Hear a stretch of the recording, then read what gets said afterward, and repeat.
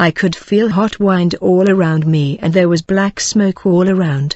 There were no birds, no cars, no horns, no sirens, no telephone poles, no street signs, and no sound at all but the wind.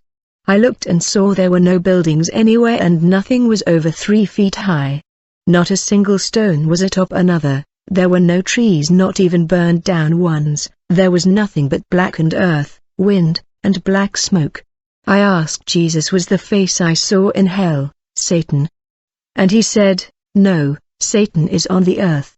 I looked some more around and was astonished. There was so much nothingness and every single thing had been completely pulverized to dust and ash. I mean, even the World Trade Center left a debris pile after September 11, 2001, but here there was nothing over 3 feet high and any object was very small and unrecognizable. I asked Jesus, where are we? He said, this is New York City. I began to tremble and was more afraid than before. I said to Jesus, oh Lord, I don't want to be here, please take me out of here. In an instant, we had moved and Jesus said to me, how about here? I looked around and the scenery was exactly the same, no buildings, no cars, no birds, no dogs barking, no background noise of any kind, only wind, except the smoke was a dirty brown color. I asked him, where are we now? He said, this is Los Angeles. I said, oh no Lord, not here too. I don't want to be here. Now we were moving much quicker and we were in another desolate, destroyed and silent city with a cloud of light gray smoke. The Lord asked me, how about here? I asked him, where is this? Jesus said, this is Atlanta. I told him, oh no Lord, I don't want to be here. We had moved again in an instant, the same thing destroyed everything, not a sound. Nothing over 3 feet tall, and the only things that were even 3 feet tall were because items had piled on top of one another. This place had a darker gray smoke everywhere in the wind. Jesus said to me again, how about here? I asked, where are we? Jesus replied, this is Chicago. I told him, oh no, Lord, I don't want to be here. We moved a final time, and again everything was gone and the quiet was overpowering the wind. Only this time the smoke and wind were a dark bluish gray and it was wet. Jesus said, how about here? I asked him, where are we? Jesus said, this is Florida. I then asked him, why is all of the smoke different? He said, it is like the sand you bring back from the beach. I then asked him, why are you showing this to me? He replied, it is because you have been chosen to tell the world, the end is nigh. I did not understand this and asked him, you mean you're coming back at night? He said, no, that the end is nigh. I asked one final question, why is all of this happening? This time a voice of 1,000 thunders came from the sky and all around me into my ears, spine, and soul and said, we have decided it so. And I was scared.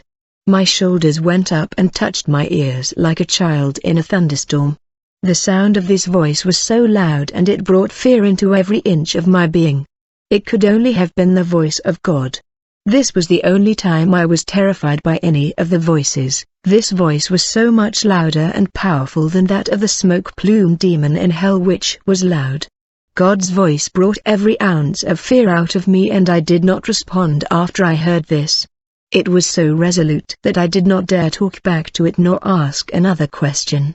At this point, when the echo of the voice had ended, we moved again very quickly and were back in the field where it all began.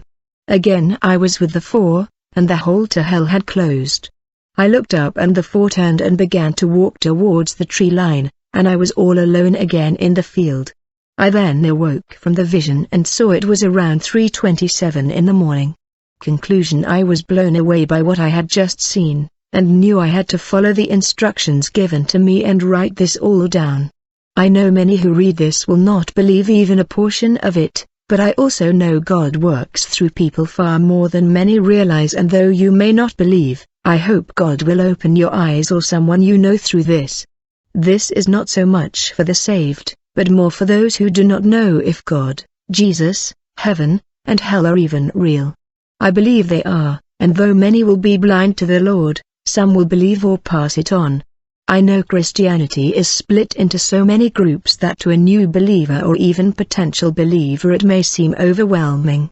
My advice is to believe that Jesus Christ is the Son of God who came to earth, was crucified and rose from the grave.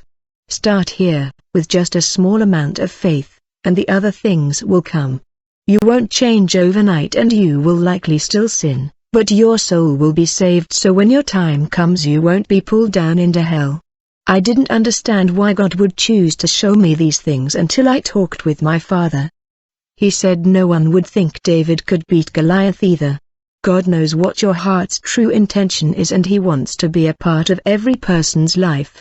Please also understand He does not want anyone to go to hell but has given us the choice to decide on our own. After being down there I could see how awful and separated from God it is.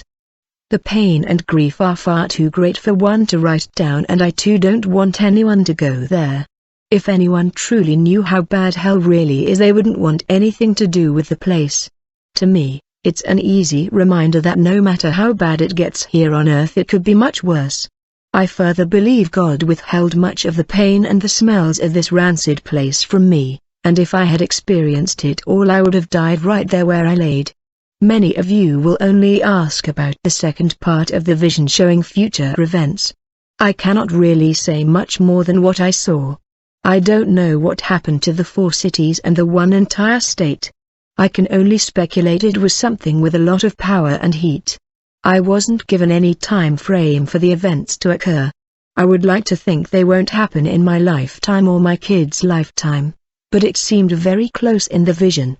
It seemed so close that I immediately went online to see if bad news had broken overnight. As far as the smoke portion goes, and the reference to the beach by Jesus goes, I have visited various beaches of the Atlantic coast many times to this point in my life.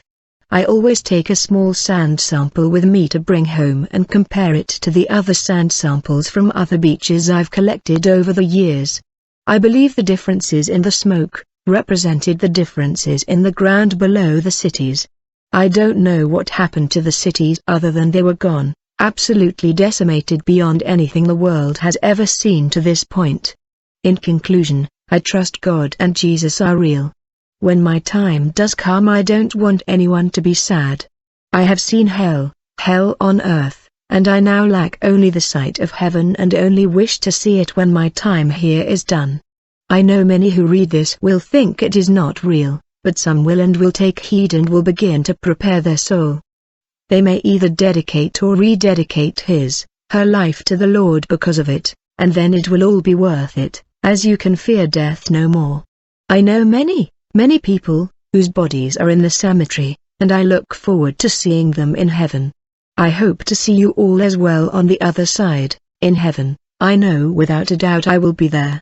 Good luck to you all in your walk through life. There are many snares set to trap you, so be vigilant and rest your hopes and fears on the Lord. Your burden will be so much lighter, and you will be more content with the decisions you have made up to this point. Thank you for taking the time to read my story. I welcome any and all feedback, as well as stories